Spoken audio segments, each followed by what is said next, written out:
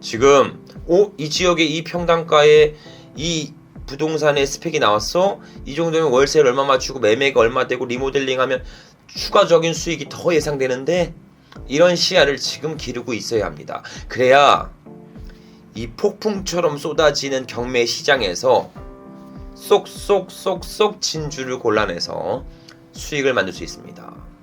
I know you told your friend you're not okay. You fade away. 자, 오늘 제가 준비한 내용들이 있으니까 준비한 내용 이야기하면서요, 추가적인 소통 시간 따로 가져보도록 하겠습니다. 자, 앞으로 2025년도 부동산 경매 진행 건수는 10년 만에 최고치를 기록하여 역대적인 부동산이 쏟아질 예정입니다. 그 이후로는 영혼까지 끌어모아 집을 산 수요들이 금리 인상 시기와 부동산 거래 침체로 매각에 실패하여 결국 25년도 경매로 물밀듯이 쏟아질 예정이죠. 또한 현재 탄핵이라는 정치적인 이슈, 트럼프 2기 집권으로 인해서 연이어 악재가 발표되고 있습니다. 자, 그럼 앞으로 경제적인 사항과 부동산에 대한 영향, 더 나아가 경매 시장까지 예측해 보는 시간을 오늘 함께 가져보도록 하겠습니다. 자, 지금 우리나라는 경제적 위기를 정확하게 나타내는 지표가 있습니다. 바로 그것은 환율이 될 수 있죠. 현재 우리나라 환율은요 1450원대를 유지하고 있습니다. 이 환율은요 글로벌 금융위기 때를 제외하고 약 15년 만에 가장 높은 환율을 가지고 있다고 보시면 되겠습니다. 그럼 우리는 앞으로 최악의 대한민국을 예상해 볼 수 있게 됩니다. 그런데 반대로 이렇게 생각할 수도 있어요. 아니, 환율이 올라가면 뭐가 문제냐. 미국 주식하는 분들은 아주 축제를 열 것이고, 혹은 수출을 기반으로 하는 분들은 아주 상여금 지급하고 난리도 아니고 잔치 아니겠냐, 전부 호재 아니겠냐, 이럴 수도 있습니다. 자, 수출을 주력하는 기업들도요 재고 물량을 소진 후 다시 제품을 생산할 때 원자재들을 수입해야 하기 때문에 중장기 관점에서는 손실을 볼 수밖에 없는 구조입니다. 또한 원자재 수입을 주력으로 하는 우리 기업들은 수입해 오던 자재들의 가격 인상으로 마진율은 축소, 매출 부진으로 연결되게 됩니다. 특히 중소기업들은 막강한 타격을 입어 결국 폐업 절차를 밟게 될 수 있습니다. 자, 그 중에 살아남는 기업은요 최대한 리스크를 방어하고자 판매하는 제품의 물가를 높여 리스크를 통제하고자 합니다. 이러면 소비자 물가는 더욱 가파르게 올라가게 되며 국민들은 소비를 멈추고 지갑을 닫게 되는 악순환이 연결됩니다. 한마디로 먹고 살기도 바쁜데 무슨 서비스, 여행, 레저, 펜션 등의 문화생활은 일제히 중단하며 오로지 생존을 위해 살아가기 시작합니다. 그럼 또다시 이 피해가 각종 기업들이나 자영업자분들에게 전가되어 폐업률은 더욱 빠르게 올라가게 되죠. 즉, 기존 직원들의 공고 사직이나 신규 채용 등의 일제히 중단이 시작됩니다. 또한 대기업들도요 직원 채용 중단, 명예퇴직 신청 등으로 숨고르기를 돌입할 수 있습니다. 한마디로 소비가 위축되니까 생산이 위축되고 그럼 고용 또한 줄어들게 된다는 것입니다. 이런 악순환의 고리가 지속적으로 연결되면서 국민들은 더욱 가난해지며 비극으로 치닫게 될 것입니다. 자, 한국의 GDP 경제 성장률은요 1%대를 전망하고 있습니다. 즉, 인플레이션 대비 성장폭이 낮은 결과로서 더욱 어려운 시기가 기다리고 있게 된다는 것이죠. 이는 기업 실적 악화, 소비 위축, 고용 창출 축소 등으로 이어질 것입니다. 당연히 국민들은 소비력이 없어서요 부동산 또한 보합 시기를 가질 여지가 충분히 있습니다. 자, 반대로 미국은요 현재 지속적인 경제 성장률을 기록하고 있는 상황입니다. 즉, 지속적인 경제 성장으로 인해 미국은 금리는 급격하게 내릴 이유가 없어졌습니다. 하지만 우리나라는 꼭 내려야만 하는 상황이 오다 보니까 향후에 금리 차이는 더욱 벌어질 수 있게 되죠. 이러면 대한민국의 원화 가치는 더욱 하락할 것이고 미국의 달러 가치는 강달러를 유지하면서 더욱 높아질 예정으로 보시면 되겠습니다. 자, 그럼 2025년도 부동산 동향은 어떻게 될 것이냐 한번 이야기를 나눠보죠. 총 3가지의 주요 관건입니다. 그 중에 첫 번째는요 정치적인 이슈입니다. 그리고 두 번째는 양질의 부동산의 공급의 현황입니다. 마지막 세 번째는 금리 및 유동성의 흐름입니다. 이 3가지가 2025년도 부동산의 등락폭을 결정짓게 됩니다. 자, 그러면 우리가 한 가지씩 전부 뜯어보면서 이야기 나눠보도록 하시죠. 자, 첫 번째는 정치적 이슈입니다. 자, 2025년도 향후 정권이 유지되던 교체가 되던 불안 요소는 충분히 해결될 여지가 있습니다. 자, 예를 들어 우리들은요 어떠한 결정을 할 당시 불안한 요소가 있다면 잠시 결정을 미루게 됩니다. 하지만 이 점이 해결된다면요 즉시적인 결정을 통해 행동으로 옮기게 되죠. 25년도 어떠한 방향으로든 불안 요소는 장식되며 안정기에 돌입하게 됩니다. 그로 인해 부동산의 기류는 점차 회복할 가능성을 가지고 있죠. 자, 두 번째입니다. 상식적인 양질의 주택의 공급입니다. 수도권 지역의 2025년도 분양 물량은요 무려 4만 채 이상이 급감했습니다. 이는 2000년도 이후 25년 만에 만나는 역대 최저치의 물량이죠. 또한 서울 중심지의 주택 공급 물량도 현저히 줄어들고 있는 추세입니다. 이렇다 보니 서울 및 수도권 지역의 신축 아파트는 희귀성을 가지며 상승 압력을 유지할 수는 있습니다. 자, 더 시급한 문제는요 아파트의 대체재인 빌라의 공급이 제로에 가깝다는 것입니다.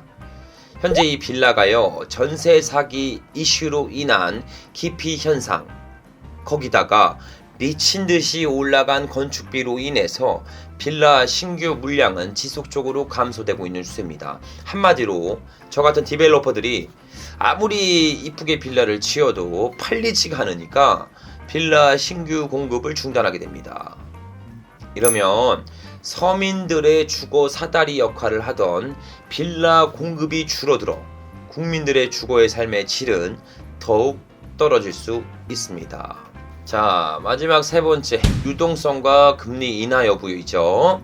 현재 우리나라는요 심각한 내수 경기 침체를 살고 있습니다. 이러면 금리를 낮추고 유동성을 늘려야 내수 경기 일부를 회복할 수 있게 됩니다.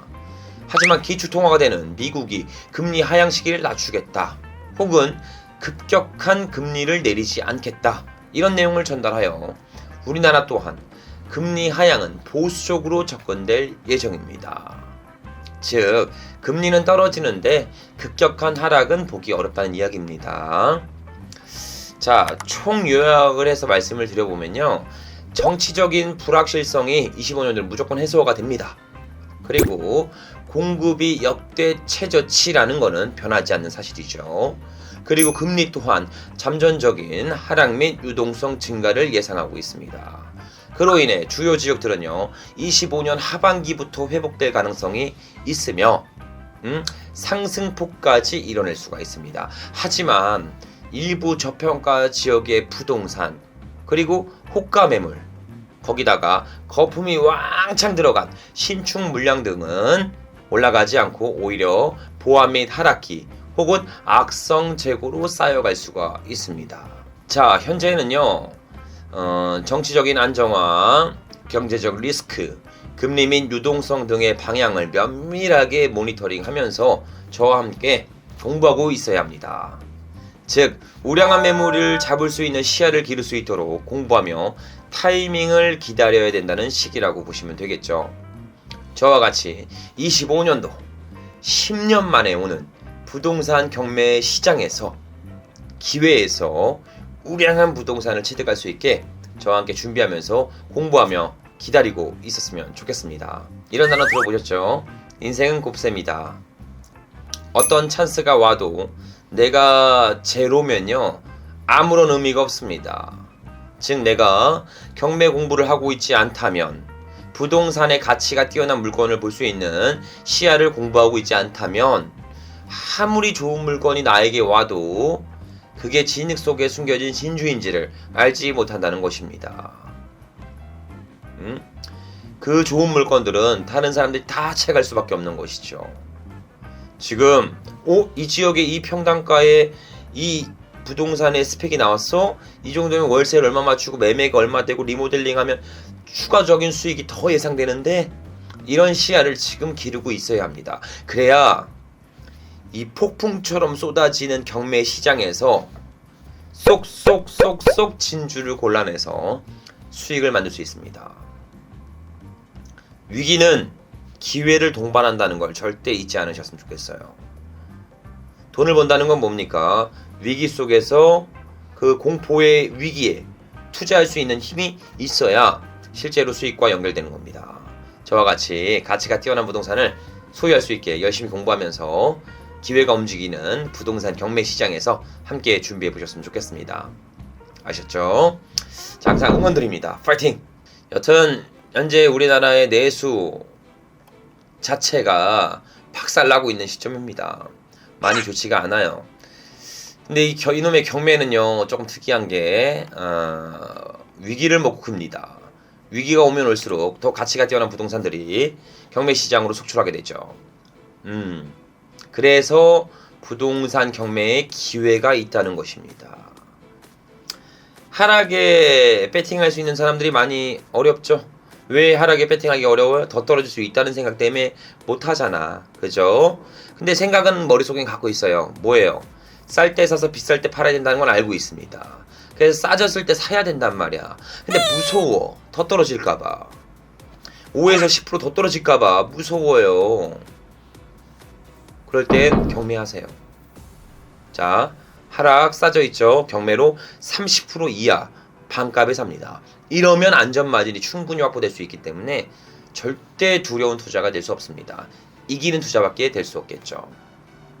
그러니 저와 기회가 움직이는 이 경매 장에서요, 함께 준비해 보셨으면 좋겠습니다.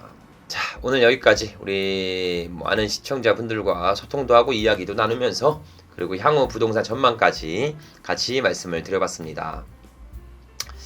제 생각엔 그래요. 내가 기회가 움직이는 길목에 서 있지 않으면요, 그 기회는 남들의 것입니다. 남의 것이죠. 저도, 그러니까 우리 시청자분들 모든 분들이 그래요. 아유, 요즘 이렇게 살기 힘드냐, 어렵냐, 팍팍하냐, 난 왜 늘 발전이 없고 이 모양일까? 이런 생각을 만약에 갖는다면요, 조금이나마 수익을 만들 수 있고 나 대신 일해줄 수 있는 파이프라인 뭐뭐가 있겠어요? 비즈니스가 될 수 있겠죠. 사업, 무자본 창업도 할 수 있습니다. 사업도 가능하고요. 뭐 그 외에 뭐 주식이나 코인이나 펀드나 뭐 채권 투자나 아니면 뭐 부동산 경공매나 다양한 방법이 있습니다. 근데 제 생각에는 뭐 주식, 부동산 경공매 외의 모든 투자들은요, 내 임의로 결정할 수 있는 게 단 1도 없어요. 사는 것만 일이 있죠. 사는 거 파는 것만. 기초통화되는 미국이 뭐라고 한마디 하면 그냥 떨어지는 거고요. 뭐라고 한마디 하면 그냥 올라가는 거죠. 내 뜻대로 되는 게 단 1도 없어요. 근데 이 부동산은요, 내 뜻대로 하는 게 90%입니다. 싸게 사서 리모델링해서 매각하는 거, 그리고 휴지 쪼가리가 되지 않는 부동산 토지를 갈고 앉아있는 안전자산이라는 거 당연히 배워야겠죠. 아니, 살면서 내가 전세, 월세, 매매를 한 번이라도 한다, 부동산을 가지고, 경매 당연히 배워야 합니다. 당연하죠. 근데 이놈의 부동산 경매는 리스크가 없어요. 주식도 사고 팔면 수수료가 붙는데, 경매는 폐차라면요, 냈던 돈 그대로 돌려줘요. 리스크가 없다고요. 단 1도. 딜은 그걸 안 하면 뭐예요? 안 하면 바보입니다.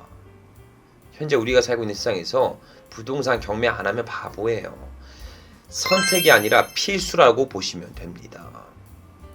그러니 저와 함께 리스크가 단 1도 없는 가장 안전한 투자 부동산 경공매로 알짜배기 소액 자산 부동산들을 소유해 가면서 건물주의 꿈을 같이 이뤄나가 보셨으면 좋겠습니다.